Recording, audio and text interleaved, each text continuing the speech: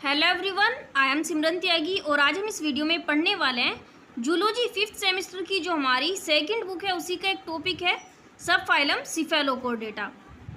Zoology 5th semester की जो हमारी फर्स्ट बुक है वो मैं कंप्लीट करके चैनल पर ऑलरेडी डाल चुकी हूँ, आप लोग वहाँ से जाकर कंप्लीट कर सकते हैं और सेकेंड बुक को कंप्लीट करने के लिए मेरे चैनल के साथ ज्वाइन हो सकते हैं जिसका सिलेबस मैं ऑलरेडी चैनल पर डाल चुकी हूँ।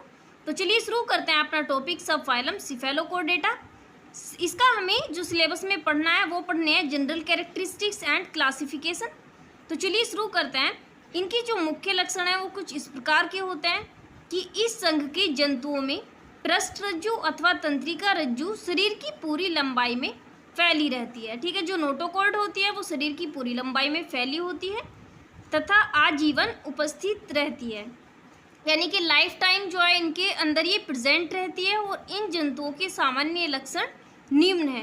क्या होते हैं इनके सामान्य लक्षण? देखते हैं कि इस संघ के जो सभी जंतु होते हैं यानी कि सब फाइलम सिफेलोकोर्डेटा के सभी जंतु समुद्री होते हैं तथा समुद्रों के छिछले जल में अधिकांश संख्या में तल की रेत में यानी कि क्या है तली में पाए जाते हैं, दबी स्थानबद्ध अवस्था में पाए जाते हैं।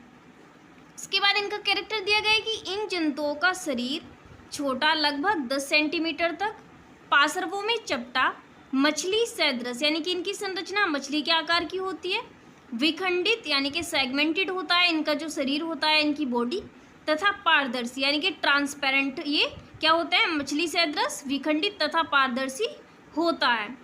उसके बाद दिया गया कि इन जंतुओं में सिर जो होता है उसमें युग्मित उपांग, ठीक है, पेयर्ड जो अपेंडेजेस होते हैं वो पाए जाते हैं, बाह्य कंकाल अनुपस्थित तथा धड़, पूंछ तथा मध्य पंख जो होते हैं वो उपस्थित होते हैं। उसके बाद दिया गया है कि ये जंतु निस्यंदक पोषी होते हैं तथा इनमें पाचन तंत्र जो होता है वो सुविकसित होता है, यानी कि फुल्ली डेवलप्ड डाइजेस्टिव सिस्टम जो है वो उपसंघ सिफेलोकोर्डेटा के जंतुओं में पाया जाता है।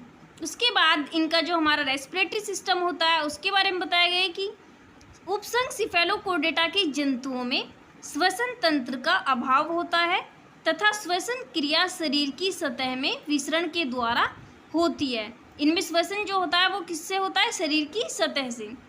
उसके बाद दिया गया कि इन जंतुओं के परिसंचरण तंत्र में हृदय तथा श्वसन वर्णक का अभाव होता है। इनके सर्कुलेटरी सिस्टम में जो हार्ट होता है एंड रेस्पिरेटरी पिगमेंट्स होते हैं उनका इनमें अभाव होता है। उसके बाद 7th कैरेक्टर दिया गया है कि उत्सर्जन के लिए शरीर में आदि वृक्क होते हैं, यानी पुराने टाइप के, ठीक है, प्रोटोनेफ्रिडिया जो है उसमें पाए जाते हैं। और जो इनका लास्ट कैरेक्टर है यानी कि इसमें जो नर तथा मादा हैं वो अलग अलग होते हैं और जंतुओं में निषेचन यानी फर्टिलाइजेशन जो होता है वो बाह्य होता है और इनके जीवन चक्र में स्वतंत्र प्लावी लार्वा प्रावस्था जो है वो पाई जाती है। एग्जाम्पल है हमारे इसके ब्रैंकियोस्टोमा या एम्फियोक्सस, जिसकी हमें डिटेल्ड स्टडी करनी है। ठीक है, ये जीव हमारा जो है सिफेलोकोर्डेटा का ब्रैंकियोस्टोमा या फिर एम्फियोक्सस, इसके बारे में हमें पूरा पढ़ना है।